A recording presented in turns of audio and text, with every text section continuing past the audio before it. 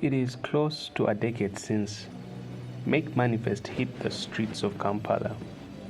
In this duration of time, there has definitely been a pattern created by the vibrant ministry. Though having seen the likes of Andrew Womack and Pastor Gerard Mwebe grace the pulpit, it is more common for an in-house pastor to preach to the tens of thousands that congregate every Thursday and Sunday. This is by design, in order for the ministry to have uniformity in the message conveyed to their flock. However, it's a bit different for worship ministers, seeing that they do not carry the responsibility of guidance and instruction. From the local artists such as Brian Lubeka, Zabudi and Kajambia to the international acts like Don Mowen, Kathy Trocoli, among others, have all graced the stage to minister. However, for many reasons, a certain Nigerian megastar for over 60 minutes captured the breath of over a 50,000 strong church as had never been witnessed since the humble beginnings of this ministry. Today we are talking about the incredible Moses Bliss and how he took Phaneroo Ministries hostage. Like what you are getting from this channel, support the channel by liking, sharing, and subscribing for more family-oriented history tales. On the 1st of March 2024, Moses Bliss was on stage once again. The Nigerian megastar jumped on the scene with a worship song, Too Faithful, and has never looked back.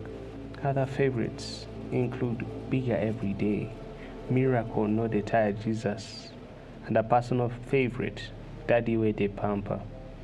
This time he was having a praise night in Accra, and from the look of the poster, what a night it was. Bliss Experience Ghana was a sensational blockbuster cluster of worshippers with household names from West Africa, with the exception of one, Apostle Grace Lubega. It was not always like this.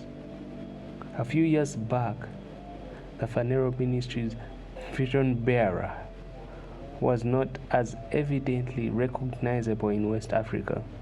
This all changed at his debut appearance in a popular annual Christian conference.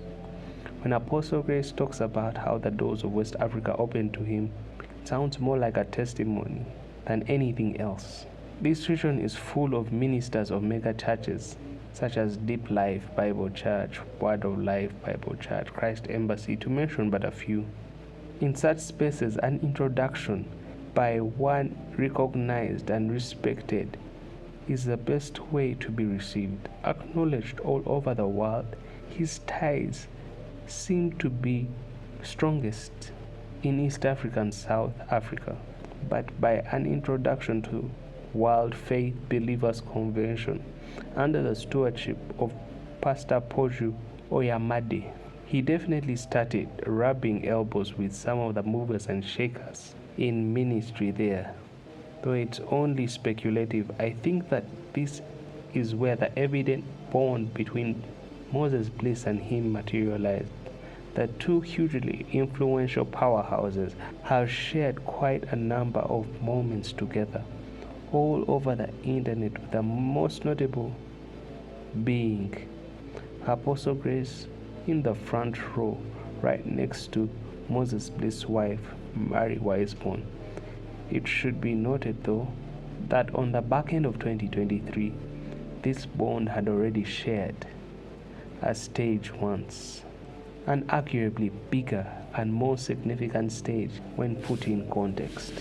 For the 9th anniversary of Phaneroo Ministries, Apostle Grace had graciously called the singer of Jesus Is Taking Care of Me as his chief guest, an invitation he not only honored but also left a lasting mark on anyone who was present. This was definitely a popular initiative, as many looked forward for the first appearance of the Nigerian artist in Uganda. This debut was at one of Uganda's largest gatherings on the biggest night of their calendar.